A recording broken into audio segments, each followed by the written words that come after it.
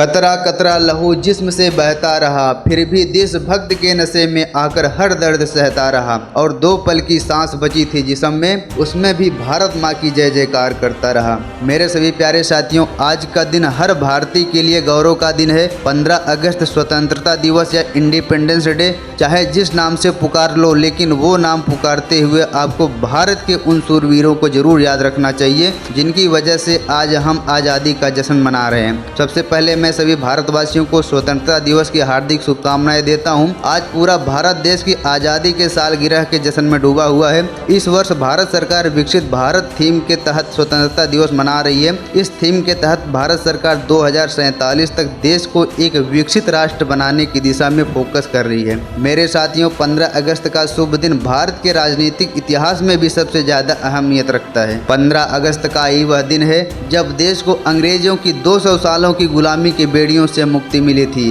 British राज में देश की जनता पर काफ़ी अत्याचार किए गए। ब्रिटिश हुकूमत के जुल्मों से देश की जनता को छुटकारा दिलाने के लिए सैकड़ों स्वतंत्रता सेनानियों ने अपने प्राणों की आहुति दे दी। ऐसे में यह दिन उन महान क्रांतिकारियों और स्वतंत्रता सेनानियों के बलिदान को याद करने का भी दिन है, जिन्होंने अपने भारत देश को आज़ाद कराने के लिए अपना सब कुछ दांव पर लगा दिए। देश को आज़ाद कराने में महात्मा गांधी, सुभाष चंद्र बोस, भगत सिंह, राजगुरु, सुखदेव जैसे कई महान क्रांतिकारियों और स्वतंत्रता सेनानियों का अहम योगदान रहा है।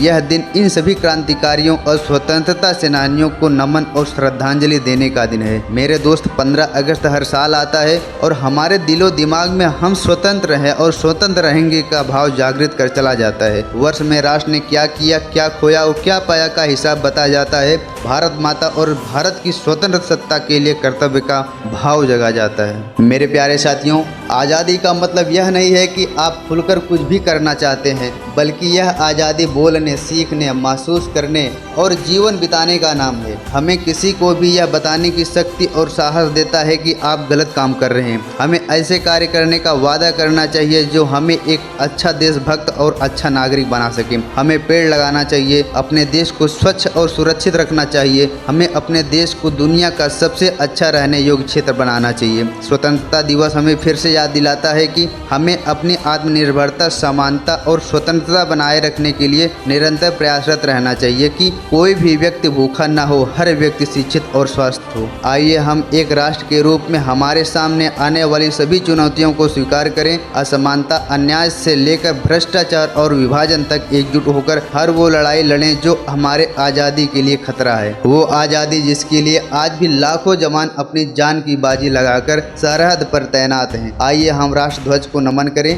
देश के विकास व सुरक्षा और देशवासियों के कल्याण के प्रति हमेशा समर्पित रहने की प्रतिज्ञा लें। धन्यवाद। जय हिंद। वंदे मातरम।